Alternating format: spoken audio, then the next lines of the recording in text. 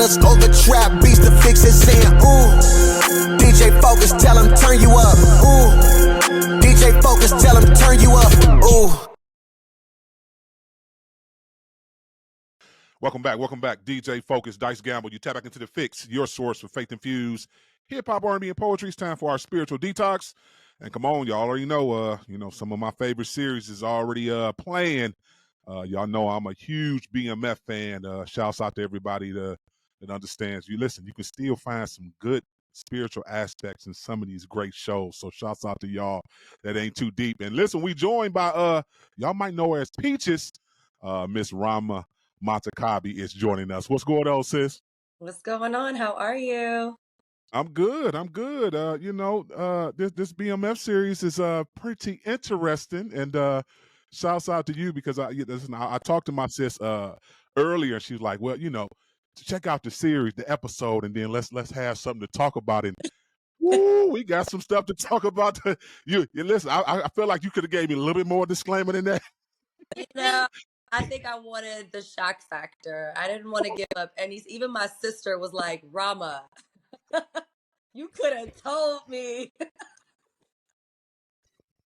I'm like, time out. Wait a minute. But you know what? It's a part of acting, and I get it. So yeah, we're gonna talk about that though. But let's listen first. We got to talk about just everything BMF for a minute. This is your second season that you were a part of. Yes. And we'll talk about that, because we know, you're no longer part of it. But this is your second season that you're a part of it. Just talk about the whole experience, like opening night, on the red carpet. Talk about that experience of just being on the red carpet for the second time, for the second season, third season, but your second year on it. What was that experience like, walking that red carpet for the opening? That night was magical. I mean, like, first of all, I got styled and I had a dress. I feel like I was a little bit more prepared for the questions this year. I was just more seasoned this year versus last year, being that last year was one of my first years like on a major carpet like that. So it was beautiful. I had a dress designed by Dan Richards and I just felt like a superwoman. It was beautiful seeing all the cast and just, watching the first episode with everybody. It was beautiful. And then Randy Huggins even made an appearance, and that was beautiful as well. So it was great.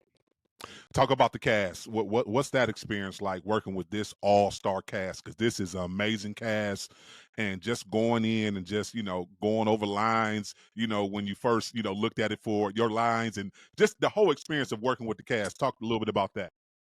Everybody's so incredible, so professional, and it, like I said before, it's truly like a family bond, and everybody has love for each other. And even despite the scene that I might have been shooting, it was just done so tastefully, in my opinion. Despite what's happening, I had my limitations on what I was going to wear and things like that, and everybody was just so cool and so quick to make me feel comfortable. Ren is awesome. The one who played Henrietta, she's really dope to work with, and she did an amazing job in these first 2 episodes so far. The rest of the cast, all the celebrities and stuff, like, if I'm not in the scene with them, then I don't really get to see them. Or, you know what I mean? If we're in the episode together, then we'll run over the lines and all that stuff during the table read. But other than that, it's all new to me. I'm watching it just like the rest of you guys. So I'm just as shocked and surprised to see all the other things that are going down. So it's been dope. What was that feeling like when the lift was up and you guys could go back to work? I know you guys were off for a little bit, fighting and making sure y'all get everything that you guys are just due. I get it. What was that experience like? For just like was it like a relief? Was it like, okay, I can go back to work? Absolute relief, but I wasn't prepared for it at all. Like, everybody was talking about the strike before it happened, and I didn't really expect it to be the way it was. It was a lot more extreme, and it affected me way harder than I thought it would, just not being able to work at all, not being able to do anything, and then shifting into trying to do commercial acting because commercials were allowed. Yes. So I tried to tap into that, and like, there's so much competition out there with that. I'm not a commercial actor. I'm more emotional. I'm not, like, do. I'm, so it was something new for me. I did it and I got good at it, but it was something new. So it was like throughout that period of time, I had to work on a whole new craft, which is cool. You know, I appreciate it, and everything is a learning experience at the same time. So thank God it's over. Right. What was your mental health well being during that period? Because I know I've been on your social media page. I see you hike. Is that like a release for you? Like when you hike and when you work out? I know you work out too as well. Like walk us through just that process, because I know a lot of actors, they were really like to your point, really depressed and like these dark places. Did you kind of have like a little season of that, or did it not affect you in that way? I mean, obviously, it's always going to affect you to a certain extent, but I've gone through some pretty severe things throughout these past few years. So, I mean, this was just something else for me to open up my mind and help me realize, like, okay, I love acting. This is my passion. I'm going to do this forever. But we all understand that it might not pay as much as you'd like, and it might not come as consistently as you'd like it to come. So, you have to kind of have something on the back burner. And I've always been a hustler. I've always been somebody with multiple streams of income. So for me, it was like I had put all my eggs into acting, and I have my real estate license. You know, I'm a licensed real estate agent, but Okay. I have taken my license down from, um, you know, where it was at. So a Rodeo Realty. So it was like, what am I going to do? It just opened my eyes. You know, I kind of just got back into hustler mode. Like, let me start doing other things that I can have some revenue for myself in other ways. So it was, you know, an eye opener. That's good. So, let's talk about this season. For you, for those who have not seen, we already on episode 3. Episode 2 was amazing. Just walk us through when you saw that script and you were like, "Oh, this is my role." Okay. Were you automatically comfortable with it? Was it something that you had to get into, like, mentally get yourself ready to do this scene? Like, walk us through this scene, because it's pretty heavy. I'm be honest with you. Very heavy, very intense. You know, it would have been done differently had I not set my limitations. And this I say to all up and coming actors, all women actors, like, make sure you set boundaries for yourself and you follow through with it. You know, I did do some pretty racy stuff that you normally wouldn't see me do, but being that this is a show the way that it is, like, I know what it is. So it's like I came into it knowing, but I still, you know, I feel I did it tastefully at the end of the day. Like I said, again, Ren was awesome. Zuri, our intimacy coordinator, she was dope. So it was like us walking through the choreography of, um, you know, the whole intimacy scene. You know, it was very tastefully done. Listen. Until you just said that, I didn't even know was such thing, a position as an intimacy coordinator. That's Yeah. that's a very interesting way of putting it. I'm a note that one. I ain't never heard that before in my life. Intimacy Nah, they coordinator, made really? Okay. you're good. Shout out Zuri, shout out Ren and Ruben, the director for that scene and that episode. It was just, it was awesome. You know, I mean, it was something new for me. It was definitely a little bit, I was a little Mhm. nervous, not to lie, because, you know, of what I was wearing, but they did want me to be nude. And I said no, that I gave them the suggestion of what I wanted to wear. And Kia, the costume designer and the wardrobe, head of wardrobe, she, you know, kind of put it all together for me and found it and got me that fit. So shout out to her too. We made it work and we put it together, and I still kept, you know, to my, you know, what I'm comfortable with. Right. No, I get it. And that's I think a lot of upcoming actresses needed to hear that from you today, because to your point, if you do not, have some type of standard or limitation in what you will and what you won't do, you're right. They're gonna put, that's their They job to push you to the do it limit. all. Yeah, yeah, absolutely. And I'm tripping that you say that there was something else that they wanted to bring out. I was like, I don't know how much more they could have brought out of it, but I get it. I get it. Well, I you know, get it. just like topless, Top. topless. I get it. I got you. I I got you. put the covers on and I cut the got you. tape. I got you. So were you upset though that you got killed off? So talk about that. When you saw that, what was that of? Wait, what? Wait, what's What, happening? Wait. So wait, but they missed, right? they missed me and they didn't hit me. So that was a little, very sad and disappointing. And again, I don't write the show, and I don't know where it's going, so it's not for me to say. But it's sad that Peaches had to go. But on to the next, bigger and better things, and you know, long live Peaches. right, long live Peaches. Yeah, short lived. So,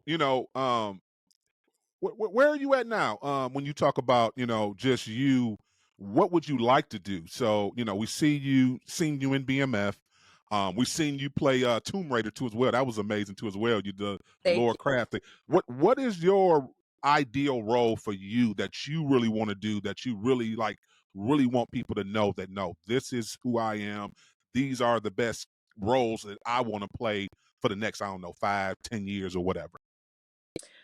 I can't really like pinpoint one specific role because I want to show my wide range and what I can do and how many different styles and different people that I can become. Because honestly, like that's just something I've been doing like my whole life. So it's like second nature to me. And I'm just excited to do more action stuff. I like doing my own stunts in some ways. So I want to do more action stuff, maybe be like a superhero for real. A lot more emotional stuff. I got that in the next film that I'm doing, though. I start shooting in April for a film in San Francisco, and I'm playing a mother who lost her husband and is going through some stuff with her daughter. So that's going to be more of like it's dealing with mental health, actually.